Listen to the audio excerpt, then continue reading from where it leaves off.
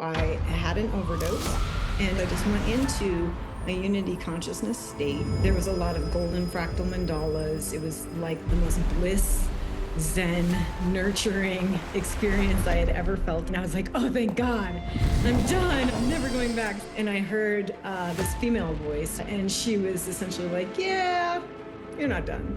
And I was like, oh, hell no, I'm not going back down there.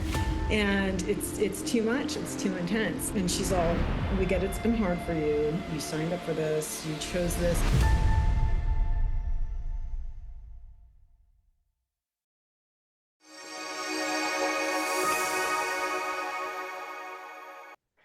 My guest today is Sarah Grace, who had a near-death experience, but the things that have happened to her afterwards might even be more fascinating than her NDE. So, Sarah, welcome. Thank you so much for joining us today. Hello, Lori. Thanks for having me, and hello to everybody who's watching.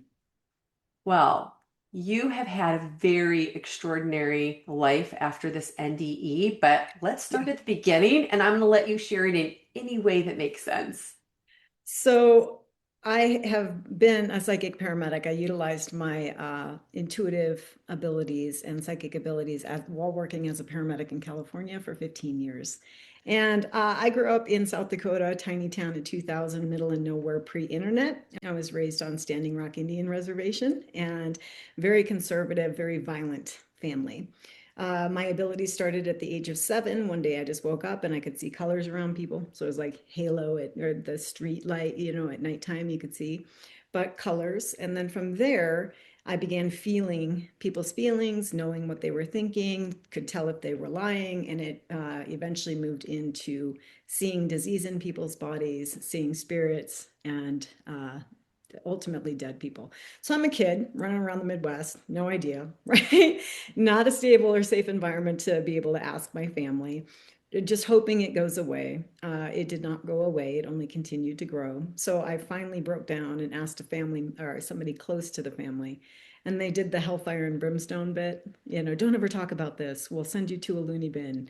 And so being a kid who's 7, who's just trying to fit in, wants to be loved and have stability, that burned into my little brain that something was very wrong with me. And that began the odyssey with toxic shame that eventually led to drug and alcohol abuse, um, tons of promiscuity and cigarette smoking. I went on my own path of destruction after high school, early college, and had my near death experience at that time. Wow. Okay. So do you want to share the NDE in Sure. any way that makes sense? Yeah, because it's so relatable, you guys. I mean, everybody is, working with what they got, and everybody is doing the best that they can with what they have at the time. So I didn't have a safe nuclear family. I didn't have financial support. I didn't have emotional support. And then you add on top of that high sense perception, being bombarded by stimulus 24/7. So not a super fun experience. And then as right after my mom died, which was a cancer death, pretty quick onset death to diagnose, or diagnoses to death, was 6 months. And she was my primary abuser, or a primary abuser. And so that ended any hope that I would ever have a mother-daughter connection, any sort of love, any sort of reconciliation. And that was the linchpin for me. And so I spiraled, and again, drugs and alcohol. And I'm very open about these things because I think that it gives people permission to be okay with whatever they got going on. Again, we're living in a really charged, intense time. People are doing the best they can, they're saturated. And so give yourself a break. Everybody's up to something, everybody's coping with something. Some are more destructive, like I was like of the utmost destructive, very hardcore drugs, smoking 3 packs a day, drinking Everclear straight, like go big or go home kind of girl. And I was just over it. I was not into this reality. I didn't want to be here. I didn't ever feel loved. I hated high sense perception and psychic ability. I wanted nothing to do with it. And so I had an overdose, and I just went into a unity consciousness state. There was a lot of golden fractal mandalas. It was like the most bliss, zen, nurturing experience I had ever felt up to that point. And I was like, oh, thank God, I'm done. I'm done with that life. I'm never going back. Screw that crap. And I heard this female voice, which may have been my higher self, or it could have been a guide, And she was essentially like, "Yeah, you're not done." And I was like, "Oh hell no, I'm good. I'm wrapped. I'm not going back down there." And it's too much. It's too intense. And she was very eloquent. She was like Oracle on Matrix, she's very eloquent. And she's all, "We get it's been hard for you. You signed up for this, you chose this. And if you do go back, you're actually going to help a ton of people that are like you with the sensitivities."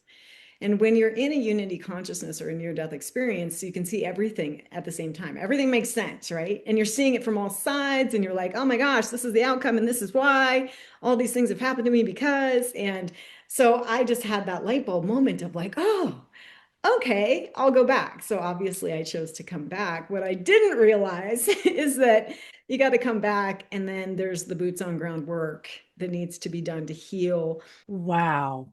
Yeah. Okay. So let's go back to this NDE. Uh-huh. So, unity consciousness, and I see this come up a lot, and people describe it differently. Now, you had golden fractal mandalas. Mhm. Some people have, they call it like a silky, almost a black, velvety nothingness. The void. Did you, so you see golden, which is not to me like a void. Mhm. Can you describe this a little bit more and describe the deeper feelings that you're feeling while you're there? Respite, nurturing, almost like an ICU, an energetic ICU is how I would describe it. The fact that it was golden mandalas was likely just not happenstance, but just part of that particular vibration and the experience that I was meant to have at that time. And I'm very familiar. I've had many, many other unity consciousness experiences through shamanic work, plant medicine work, kundalini Hmm. work, all of Yep. these years of self work and healing that I've done. So I've gone back into heightened states, into void, into all of these different places, into still point, into oneness, all of these different things. And they each are a vibrational uh, space or resonance, if you will. And yeah, it was nurturing, and it was just giving me a little timeout. It was like, "Okay, we know it's been hard. I know this feels really good, super yummy, super nurturing, super loving. First time you've ever felt that. And if you come any further, you're not going to be able to go back. So I had one of those. And then I was being shown the visuals of what I could become and all of the people that I could help.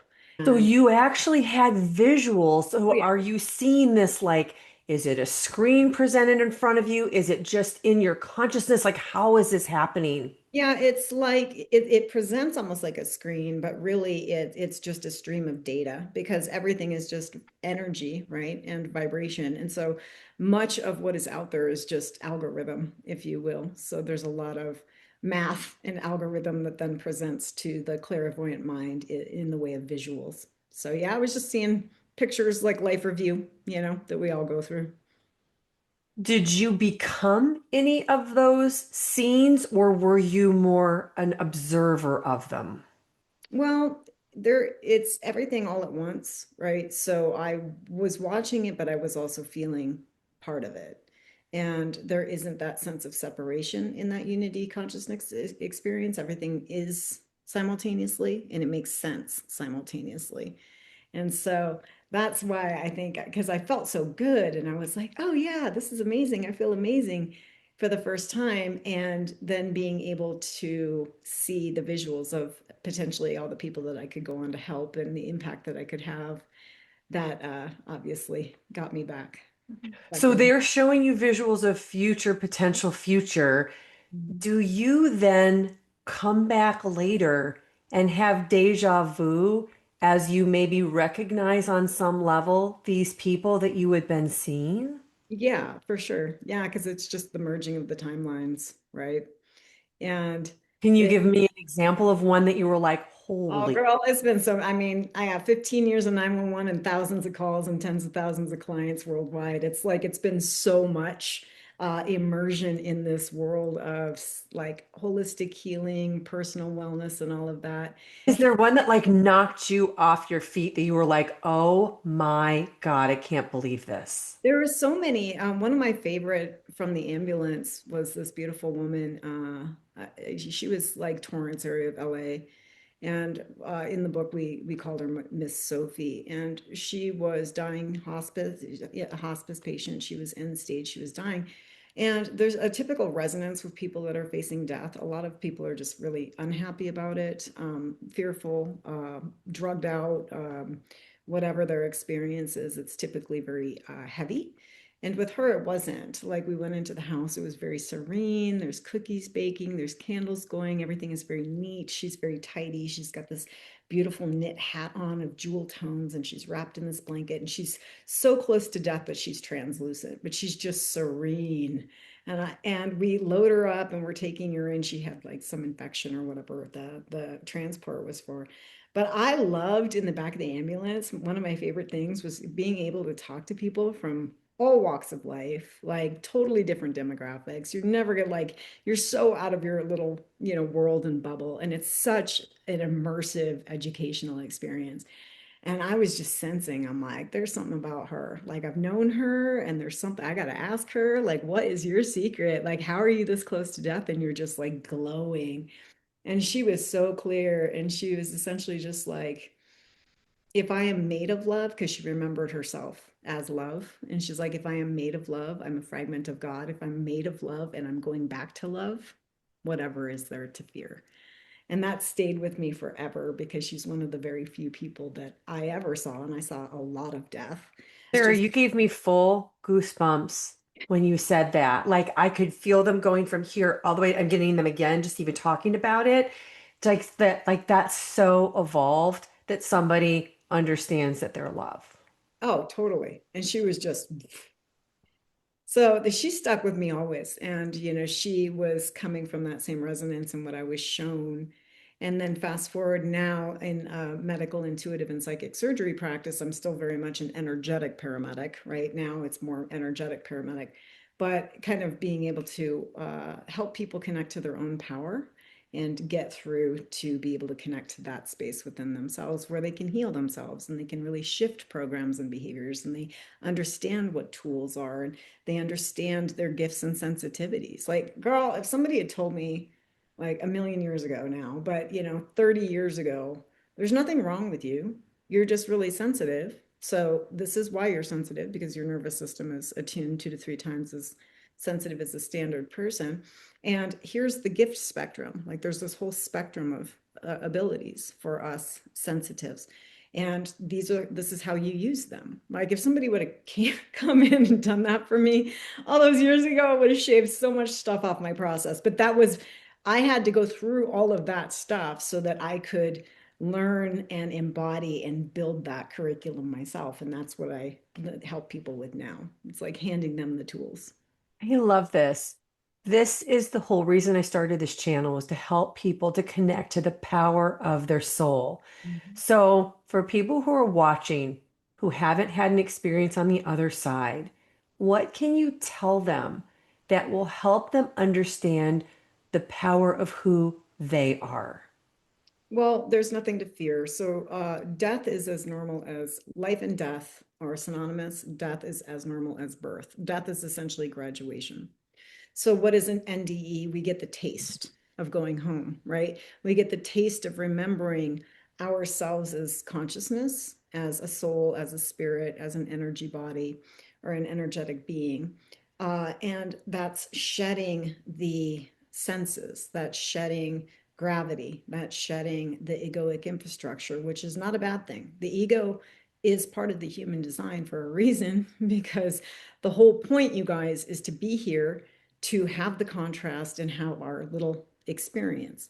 And there's a lot of people that are uncomfortable or highly dissatisfied with this experience. So they really want to go back. And so we see a lot of kind of people wanting to go up and out, right? And we're going to ascend beyond and we're going to get up and out and and that's all well and good. But just remember, we are always that for all of infinity, unity consciousness. And we're here having our little human experience just for the tiniest moment.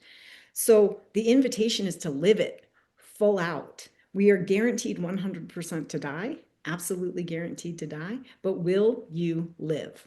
That is the question. And again, as a paramedic, seeing an atypical amount of death, right?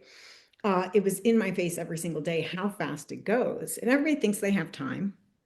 And we never know. But 1,000 months. That's it. 1,000 months if you live to be 83, the average age. That's it. wow, isn't that That's it. crazy? Yeah. Amazing. But it's the invitation is to live. And it's great to have if we're doing meditative experiences or heightened consciousness experiences or deep somatic practices. All of these things are wonderful because we want to uh, build physical health. We want to balance emotions, endocrine system, hormones, gut biome. We want to understand how the mental body is driving everything and that the spiritual and energetic, all of these layers matter. And it's really just about take the chance. Just take the chance. Like, eat the piece of cake, burn the nice candles, take the trip. The money will come. Tell the person you love them, make amends, do it now because ultimately none of us knows. Beautiful. So you mentioned, I want to go back to your mom because you have this experience. You're like 22 and she was your primary abuser, and you have this life review. And I know you saw the future, but were there aspects of your current experience or your experience growing up that you gleaned information to understand what was going on with the people who you felt were treating you badly, unfairly? Oh yeah, totally. Yeah, because again, you can see the contracts, the soul contracts. And I was 17 when she died. I was like 19 or 20 when I overdosed. And that overdose was just my first ever taste into unity consciousness or heightened awareness. I didn't have any clue. Like, I didn't know. I wasn't educated on energetics or consciousness back at that point. But I could see, like, when I'm in that moment and everything is making sense, I was like, oh, it was supposed to. And it was extreme violence. Like my skull cracked open with a hammer and my eyeballs burned out with nail polish remover. And like it was multiple attempts on my life almost daily for the first 16 years of my life. It wasn't small by any stretch. And she had very severe mental illness, obviously. So it was by design, right? But I was always in hyper awareness. I was always in fear for my life because every single day would be a full fist fight brawl and usually involving hammers or knives or something severe. And so again, we can look at that and be like, oh, that sucks, poor you. And I held that for a long time. I was like, yeah, poor me, right? Who does that? Like I didn't have, I look around, I see people who have families. I look around, I see people who have support. And I was jealous and I was angry and I was pissed off. And I was like, and then you add seeing colors and dead people and feeling everything. And I was like, yeah, no, I'm good. Not into it, man. In the near death experience, I got a glimpse, but it took me 25 years of heavy duty trauma, somatic therapy, EMDR, shamanic work, plant medicine work, sitting with myself to excavate and integrate that magnitude of trauma. Because it's part of my dharma, it's part of my contract that I was meant to and wired to be able to handle such extreme intensity. Like my system is wired to go into the worst conditions of the human experience repeatedly. Most people can't go once. I Right. for decades go in there, but it's Wow. because I'm attuned to that. Is it fun? Well, I'm very good in that state. When everything just starts exploding, like we as first responders are wired differently, we run towards what everybody runs away from. I go into an extremely expanded Zen calm state and just become like eerily calm because it just something the heightened part of me comes alive in that because it's part of my gift. It's part of my dharma. Wow. All right, I'm going to ask you a big question. Mhm. Do you, Sarah, with all of your experience and all of this training for 25 years and knowing what happened in the most extreme conditions, do you believe that all of those things were happening to you or for you? Oh, it's all for us. Yeah. I knew you And were going to say it, but but it the is a big question. Like, look, people who are here in this conversation today, like, if you're listening, you were meant to be here. This is not a 101 conversation. These are like we're getting into PhD kind of stuff because Yeah. we're going places that most people don't understand. And I read the comments all the time. And Sarah, the things that plague people is they cannot accept that they would have chosen any of these horrific things that have happened to them, that they would have picked their parents, that they would have signed up for any of this, which is part of why they feel miserable. Because when you are the victim and you react that way, how can you ever embrace that things are happening for you and not to you? So, can you speak to these people that are just struggling with how in the world is this happening for me? Oh, absolutely. And it does nobody any good to be like, you chose this. That does nobody any good in the moment. Do not say that to somebody. It does not, it only makes it worse. Nobody wants to hear that when they're in it, right? And so ultimately, here's the brass tacks. It's we're in a paradoxical state. We're in duality. So there's multiple truths simultaneously. So both can be true. So there is a victim, like I was victimized. That is true. 100%. Yes. And ultimately, what ended up happening when I got through my NDE and I had to go, get cleared out from the overdose, and I got home, I realized nobody is coming to save me. Nobody's even going to come help me. And I was so mad. I was so mad. I was like, I went through the worst time of my life. I've been through all this stuff that most people have never had to deal with. I don't have any support. I don't have any help. I got all this annoying stimulus and energy. I don't want this. And I was stomping around and I just had that awareness. And it was like, well, this is how it is for you. What are you going to do about it? And that hit me like a Mack truck because I was so mad. I felt like I was owed. And this is where people snag. Okay. So people feel like they're owed, they get a chip on their shoulder that they deserve, or if they get outraged enough that somehow the external environment needs to contort and reframe around them. That's not it. That's externalizing of power. It can suck. That can be true. But your experience is your experience and your responsibility. And that takeaway changed my life forever. Because when I truly realized nobody's going to come do it for me, I pouted and stomped around for 2 weeks. But then it was like, it's still not going to change the fact that nobody's going to come do it for you. So what are you going to do?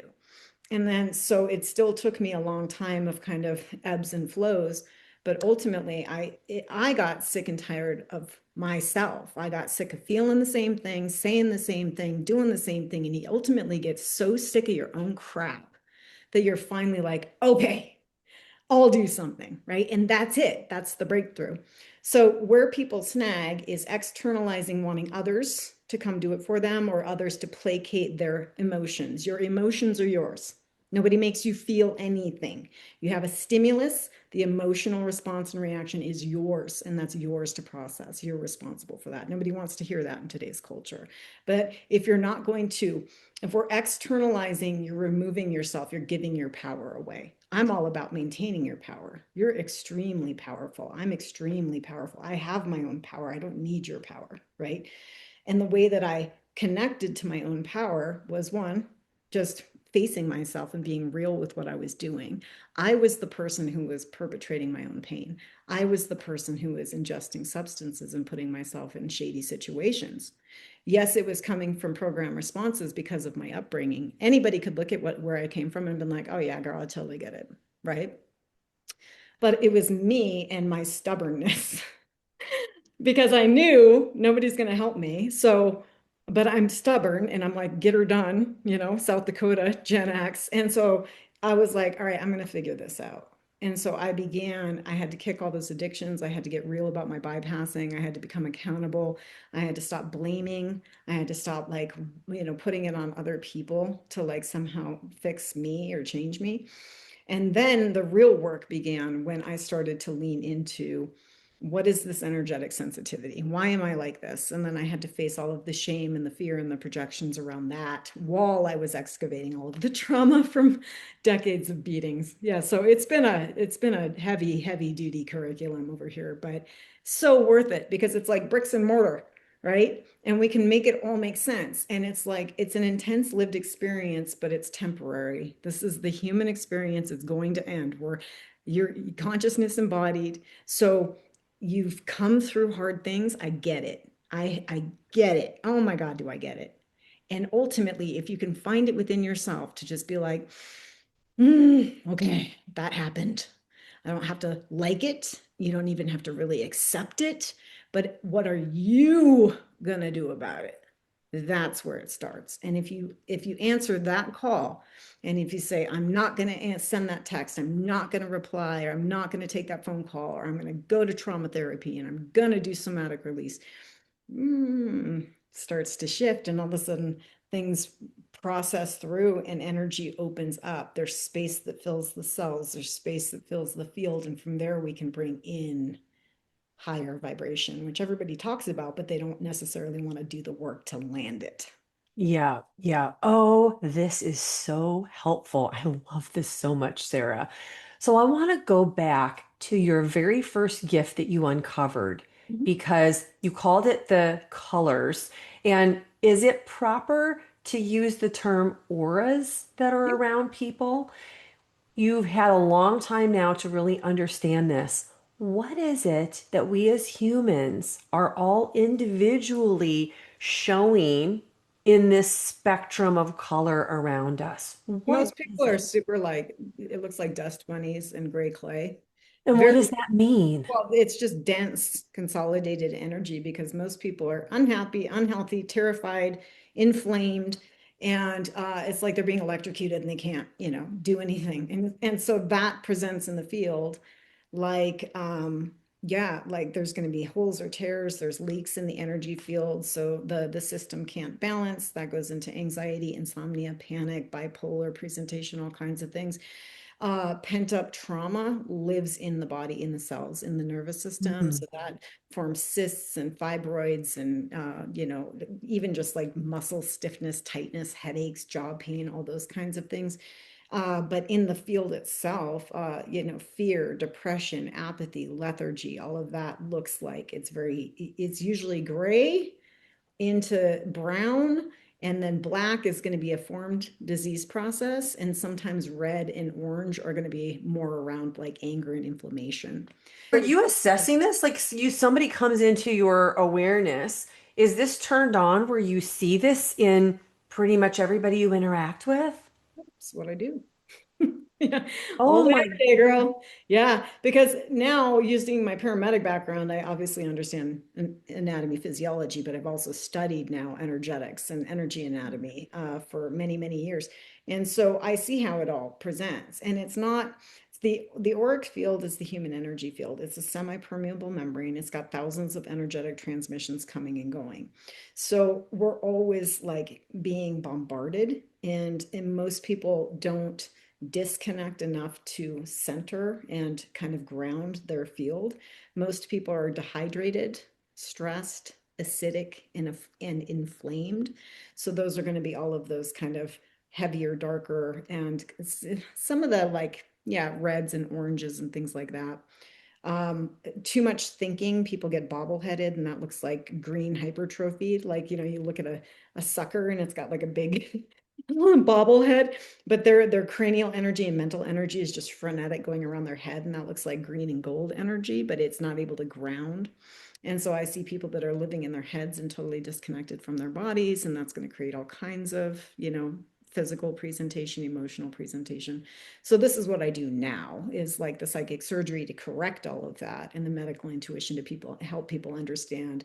It's all layered. It's like Russian nesting dolls. So it's really cute in the spiritual world where they're like, what color is my aura? It's green. It's like, well, it's many, many, many colors because there's many, many layers. And there's like Russian nesting dolls, 7 primary layers, each with their own energetic data. Because again, it all goes back to it's just energy, it's just data.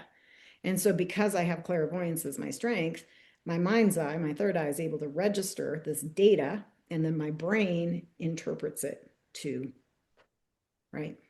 Tell me about the most evolved looking aura that you've ever seen on somebody alive. Well, that's a great question. Um, Usually what it is just a wide open crown chakra. Like I hugged Amma, the spiritual, she's a guru lady. Well, you go get a hug from Amma and you have this bliss, unity, consciousness experience. So I was sussing her out because she's still a human. All these gurus, you guys, they're people. And we're at the fall of the guru time right now, which I'm personally excited about. Again, The fall you of the are the guru. guru. You are your own guru. You are your own greatest teacher and healer. But with her, her crown was just blazing wide open. And I was really impressed by how she was pulling so much light, so much power straight down into her body. And her body was just pushing it into these people that she's hugging. So I saw that experience. And then I'll see people that are usually it's a wide open crown. There's going to be either like a cobalt blue, a high pitched purple, lavender, silver, gold. A lot of the angelic and celestial beings that I see are going to be kind of this shimmering cobalt blue energy.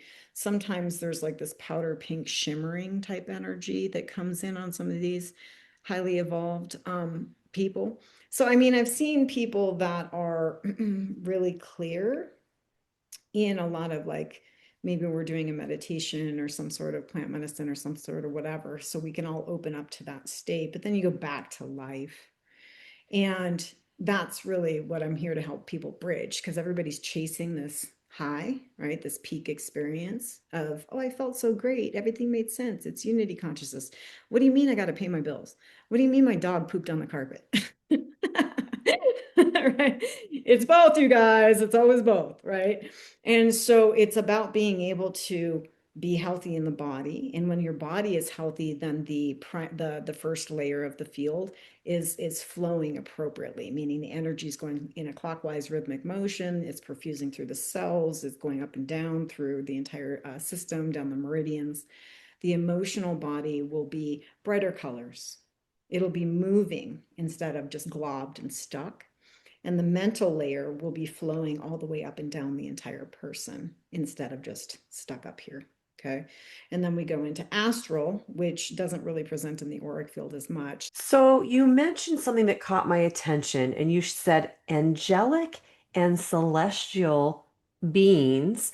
So are there people that we would think are human walking around who are actually angelic or celestial, and you see them and like, oh, oh, look who that is.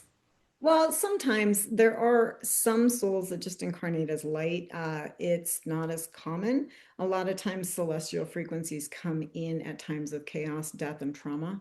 And so I would always see a celestial or an angel come on trauma deaths. So car accidents, gunshot wounds, murders, So harm. these are not humans. These are because you see dead people, etc. You're seeing the frequency. Now, if Mhm. somebody is self-connected in a state of calm, self-awareness, if they remember themselves like Miss Sophie did as love, you could equate her energy with angelic because she was so clear and she remembered who she was. Make sense?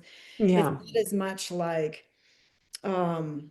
angels and demons walking amongst us kind of thing. Like it's all resonance, it's all frequency, it's all consciousness, it's all vibration. So some people have demonic entities on them because they're using meth or heroin or drinking alcohol or whatever. And all of these things have those types of consciousness attached to them, right? And then there's lighter consciousnesses attached to a lot of these other nurturing, self-healing, self-aware, self-connected. So it's just every person has their physical presentation, and then we can see their emotions and their mental stuff. And I can see where the disease is forming in their bodies, what they're actually doing to cope with it, where they are on their spectrum and ability to like really, if they're really ready to change. Which nobody finds me until they're really ready because I'm not the hand holding healer type. I'm still very much the paramedic, I'm like here to triage, stabilize, overhaul, and like get you up on your way. But yeah, does that answer that question? Yeah. Okay, so tell me, if you can, what somebody would look like who is not a good person, not a kind person, selfish, self-centered, out for themselves, maybe doing things that are not in the best interest with intention. What would you see when you encounter somebody like that? Oftentimes they're extremely charismatic. Ever notice that? Um, and there's going to be darker energies usually around them. And sometimes I would see kind of, it's almost like robotic, like metallic kind of serpenty type of energy coming off of them. A lot of, they like to pull power from people and suck power from people. And so you got to understand though that bad is a concept and darkness is nothing to fear, because if we didn't have darkness, we couldn't have light, you guys. It's just how it goes. So when it comes to psychopaths, sociopaths, and narcissists, those guys get a really bad rap. And ultimately, like my mother, who had very strong mental diagnoses, she was a destructor. Her soul incarnated as a destructor. And so that serves a purpose because they can create and affect a tremendous amount of change. So destruction creates resurrection if you lean into the healing process of it. And there isn't, all of us have shadow, all of us have fears, all of us have doubts and there isn't like some omnipresent, totally perfect light being who's levitating above their yoga mat and they're never triggered and that's why I say like even Amma and even these gurus like they're falling like dominoes right now. And it's because they didn't integrate their shadow, right? And so they're allowing that overinflation of the subconscious programming, which tends to be darker, come up and take over. And so if it's the invitation, you guys, is always go down and in, own your shit, start with you. If you're like, it's you, no, turn that around. Whatever's being triggered in you that you're putting on them, that's yours. That's yours to heal. That's yours to integrate. So are you willing to turn it around? And that's again where the rubber meets the road, because it's so much easier to be like, it's you. You're a bad person. You're a narcissist. You did this. And it's like, well, that may be true. And ultimately, if you stay in that's victim consciousness, and you're never going to get the lesson, and you're not going to be able to integrate it. So therefore, you'll stay disconnected from your own power. Okay, so since you brought your mom up as the destroyer and that was her purpose to come in, I'm going to ask a question. This is so confounding because I know that there are multiple things that are true at the same time, as you stated before. If somebody is love on the other side, we're truly love when we go back to our higher self, back to our unity consciousness, to the collective, and ultimately we're all source, which is a being in a state of being of love. Then your mother comes in as this destroyer. Is this a role that she's put on and she raised her hand and said, okay, this is needed in order for the contrast of the experience? I volunteer. I will become that which I am not. Give me a mental illness and I'll go and do the destroying. Or is it more likely that she came in, life hit her, mental illness hit her, and her free will wreaked havoc and did the destructing? How, if you have any understanding about how that works, can you explain it? Yeah, it's both. And so we come in. It is a choose thing. But like I said, don't say that to the person who's going through the crap. Wait until it's over and they're integrated. Ultimately, we've all been all the things. I know that everybody's like, I've been incarnated 642 times. And last time everybody's always like the famous person or like No, the no, holy nobody's ever the person. famous person if they really do a life regression. You're so, You ever everybody notice says that? I'm what. like, you guys, we've all been the mass murderers. We've all been the rapists. We've all been we've all done it. All of us have done it over and over and over and over. And this is not our only gig. This is not, we're running thousands of parallel lives right now. And so there's this is about contrast. This is about duality. This is about like yin yang, light, dark, masculine, feminine. And so there's a whole look at our world. There's a ton of darkness, right? And so there's a lot of people that are really bored with being love, eternal love forever. And they're like, I want some mad contrast. Sign me up for something intense. I want to do something. I want to feel it. And so they'll come in and they're incarnating as a darker soul. And then we could get into this whole theory of like, well, are they younger? Or are they, again, there's humans like to like categorize and put things in boxes because they want to try to control it and understand it. And they feel more empowered like that way. You cannot put quantum in a box. Okay. There's just too much data. But these things are it's a temporary experience. We've all done the things. We've all been the high vibe, the low vibe, and everything in between. And so it's all about what are you doing with it now? Okay. So I look at anybody who is really irritating to you or has really handed you your butt in life, like those people that just come in and it's that relationship that just takes you down, or it's that person who destroys your credit. Those are your greatest teachers because those are the people that are just going to bring up all your stuff. And as you're going through all of your stuff, that's your personal invitation to your own power, to heal. And I'm not saying it's fun. Oh my God, I've been doing this forever and it's still in process, right? Because we're not done until we're like disembodied. But it does get easier because you start to see the programs repeating and you're like, oh yeah, that's cute. Done that one already. Oh, I've already felt this one a million times. I'm going to do this one a different way. And then we have so much more power. And as we integrate our own fear and jealousy and insecurity and anger and projection and all of the things, we become more stable in body, in emotion, in mind. And from there, we can start pulling really powerful currents. You will never be able to be fully powerful in your psychic or intuitive gifts if you're not willing to live in your body. If you're not willing to own your shit and live in your body, you will never be fully powerful in your gifts. It's not designed that way. You'll be floating above. We got to anchor it and land it. Wow. Okay, let's go to this thousands of parallel lives. Mhm. So there are so many different spiritual ideas that float around.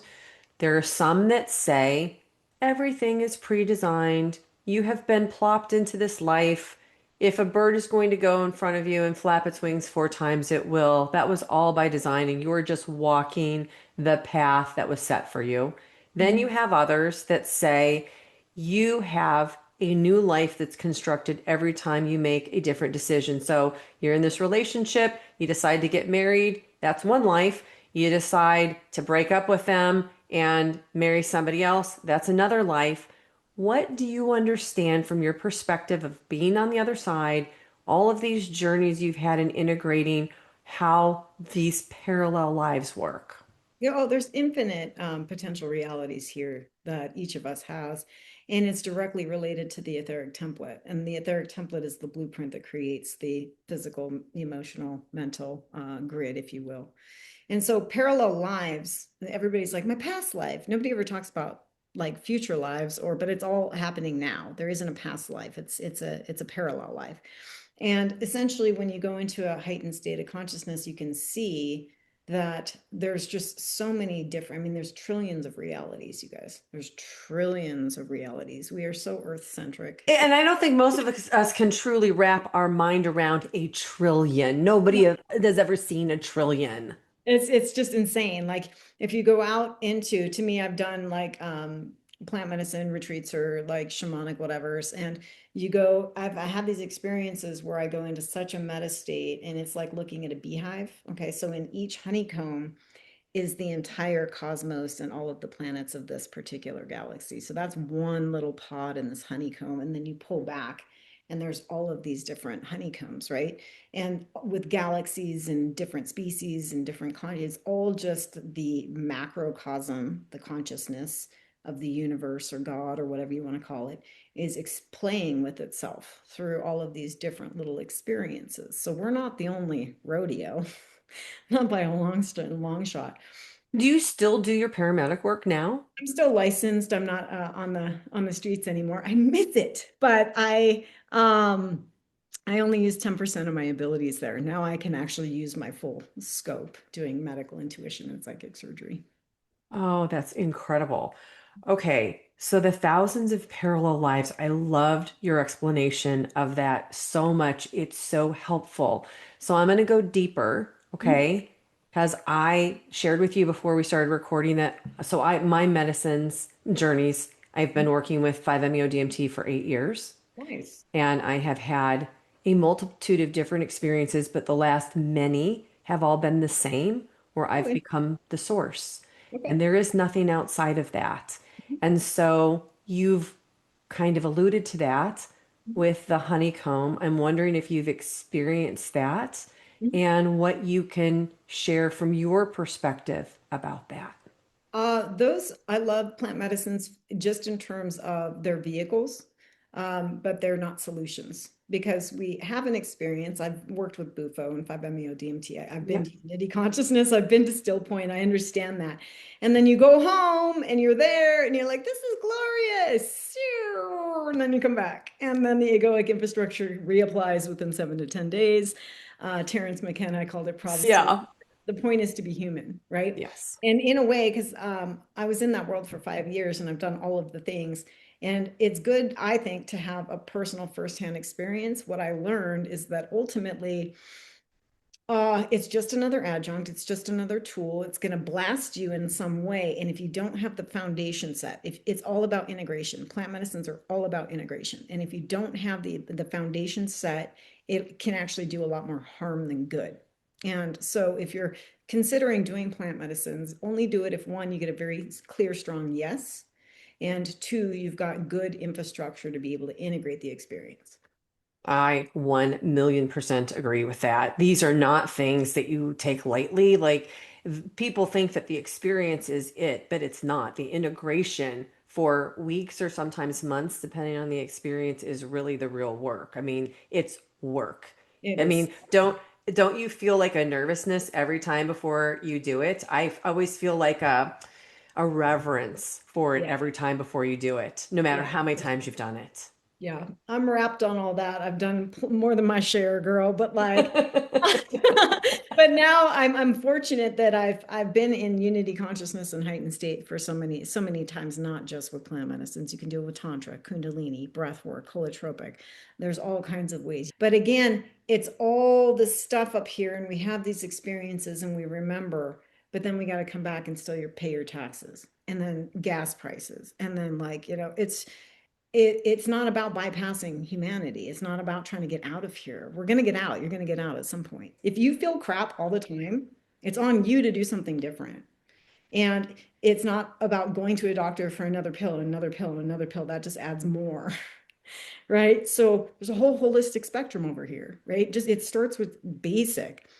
Go outside, like drink some water, walk around the block, like, just something little different. And then starting to break, like we start to pull away from some of these toxic food substances that they're feeding you. Like you don't have to eat that stuff. And so just little steps though. I didn't go from, doing the amount of drugs and smoking 3 packs a day and everything to fully clean overnight. It takes time because we're using those things for a reason. Most people are buffering their system with McDonald's and Taco Bell and fear porn on Fox News and all of these things because it's hitting them in a way that buffers their system. They get so used to that sensation of cortisol and alarm and all of that kind of stuff that it's keeping them frozen and they don't even know they're addicted. They're addicted to the chemical response that their brain is creating. I love that you said fear porn. It's so true. And even the addictive things that we tell ourselves that we can't let go of, Mhm. our bodies keep us stuck there because they release these chemical mediators, serotonin, dopamine, all those things. Every time you have those thoughts, you would think it'd be the opposite, but it's not. It definitely can keep you addicted to them. Oh yeah. I was so addicted to my depression and intensity. Intensity's been a hard one for me to let go of because it's so hardwired. And fact is, I'm really good when it comes to that crazy intensity, but I don't need to live there anymore. So I just had a big birthday milestone, and now I'm like, okay, second half of life, girl. Easy. Like, can I get to receive the goodness of all of the hard work that I've done in the first 50 years? And now I turn 50 and I'm able to receive the payoff of that. And I have to shift in my system from the yang drive go to yin receive ease. Can you let it be good? Ask yourself, for real, can you even let it be good? Can you let yourself feel good? Most people can't. I want to change, I want to feel good, but when it starts to actually happen, they freak out. Like, I don't know how to feel good. I don't know what to do with this. Like, what do you mean I get what I want? And they'll sabotage it. So it's all part of it. Start where you are. It's okay. You're doing all right. This is a very intense, we're in like Hunger Games, right? But you have all the tools within you.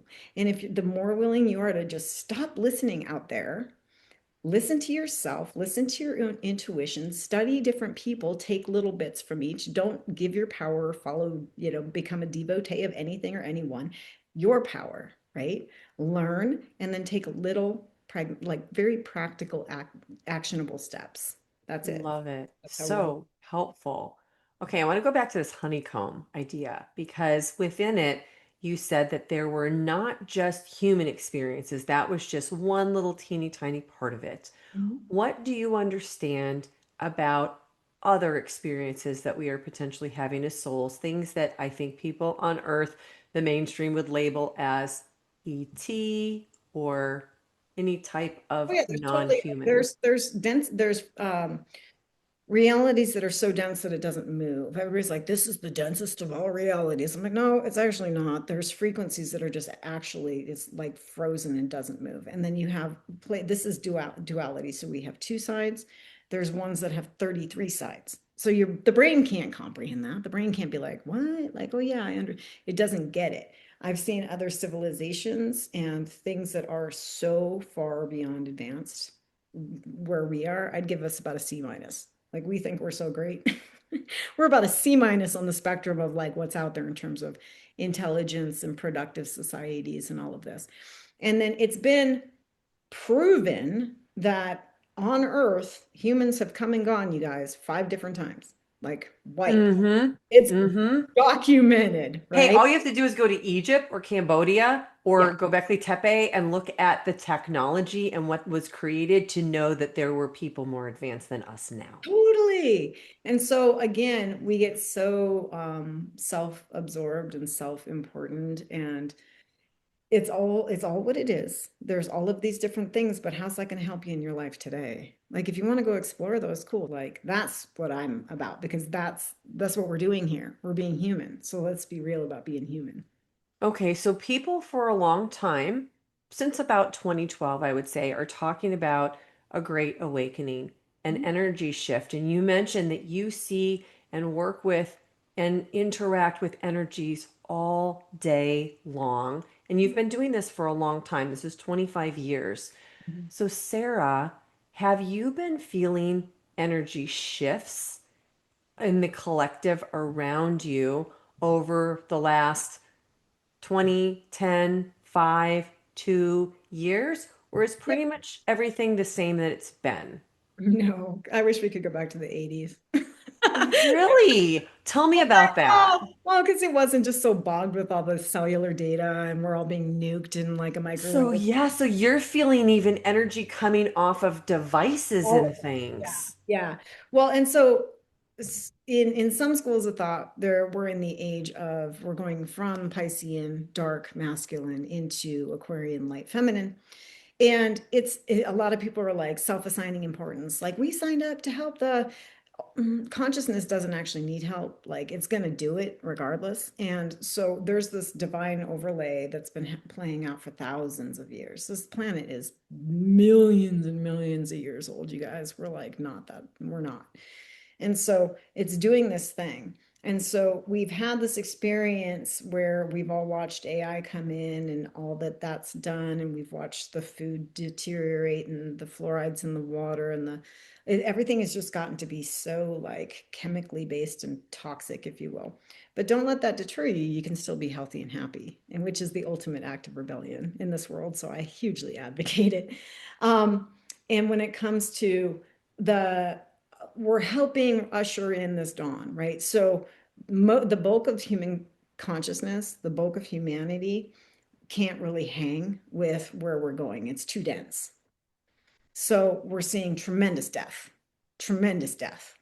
That's not a bad thing. Remember, it's graduation. They're going home. They're taking off the heavy coat. They're like, whoo, that was right. A little too hot in the kitchen. I had to get out. Okay. We got souls incarnating that can hang because they're equipped. They're coming in. These kids are like airbenders. They're just vibrating at this like insane. You're like, holy crap, you're 7 and you're like a Jedi. And they're so clear and they get it. Well, That's what's happening. And then there's people like us that have been doing the work. Like we're doing our work and, I'm shifting my frequency internally. So I am raising my own consciousness, which by proxy raises collective consciousness. But it's not my job. I mean, it is to help people, but it's not like a spiritual self-importance. There's a lot of spiritual ego. A lot of people are making themselves real important about this. And it's like, you guys, we're all doing it. We're all just living. We're all like just humans and people having an experience, and the whole thing is shifting with or without our help. As it continues to shift, we're still in the extreme compression, so we're still seeing mass death. Now, do I know if we're going to make it? I don't know. Are we as a species going to make the jump? Is there going to be just a small section that makes the jump? When is the jump going to happen? I don't know. But we're definitely in this super extreme compression that we've all been dealing with for the last 10 years. And it's all that's why I just keep advocating, because it's like we can look out there and be like, oh no, it's all toxic. I have no power and we're all destined and it's doomed. Or we could be like, oh my gosh, did you go to the river? Have you even seen, like, go look at the sky? Every day you can still live. Every day you can choose calm and peace and integration. You can make better health choices. You can deal with your trauma. You can change your thought patterns. Like, it's still possible to do that. And you're making such a maximum impact because it's so extremely chaotic. And when somebody who's healthy and happy walks in, it's like people are like, what is this? And so it totally is possible. Just because it's chaos doesn't mean that you can't rise up. But don't think of it as I have to rise up for out there. Rise up because you deserve to break those patterns and let go of that baggage and get on with life. Like, it is actually okay, you guys, to feel good. We're never told that.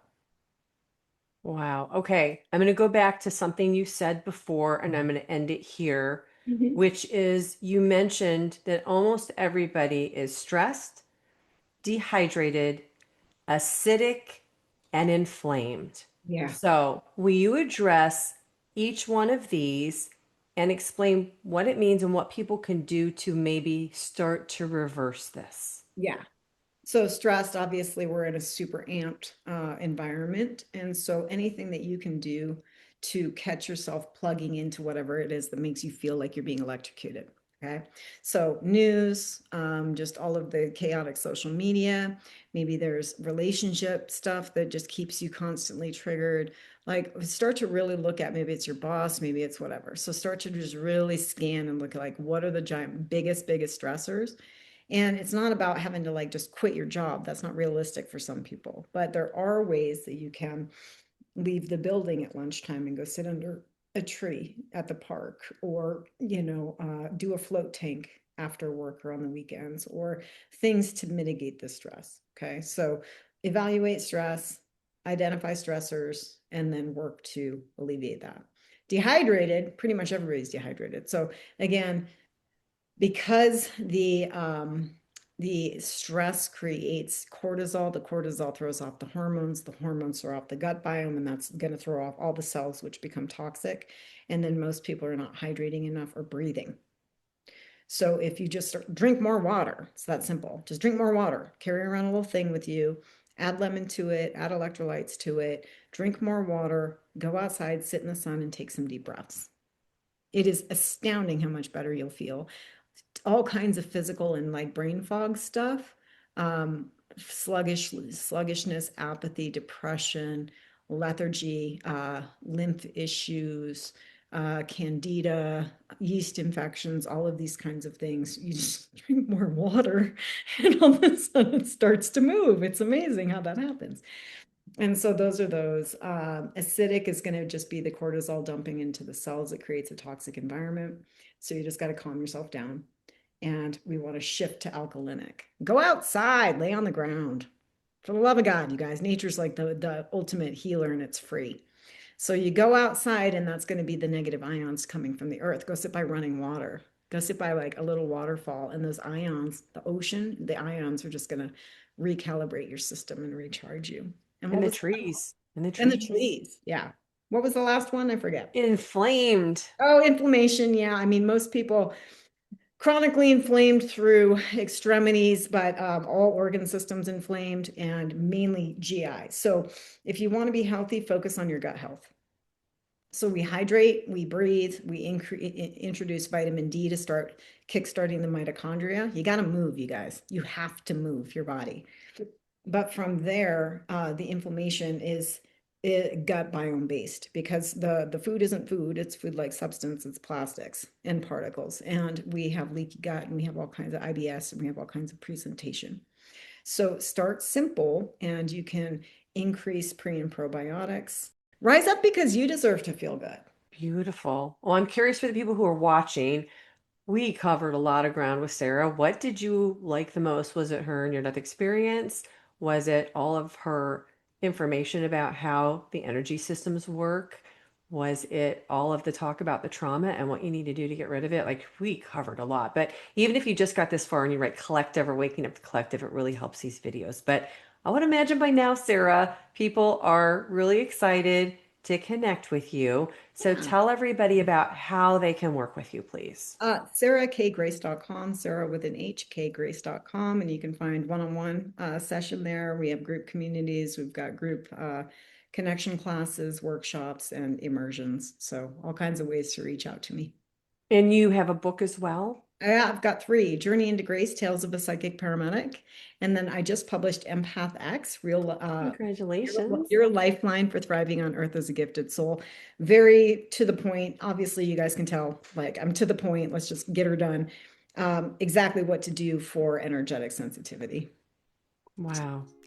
Oh my gosh. Sarah, this truly has been one of my favorite conversations. Thank you so I much. love, I almost want to cry saying this, but I love being able to go so deep. Like this, you are, I say this, but, and I mean it when I say it, but like I really mean this for you. Thank you. Thank you so much for what you are doing to help wake up the collective. It is so needed right now, but this was just amazing. Thank you so much. I appreciate you guys. Thanks for watching. And of course, this show is absolutely nothing without all of you who tune in to watch, to listen, and to share these beautiful experiences with somebody who needs them.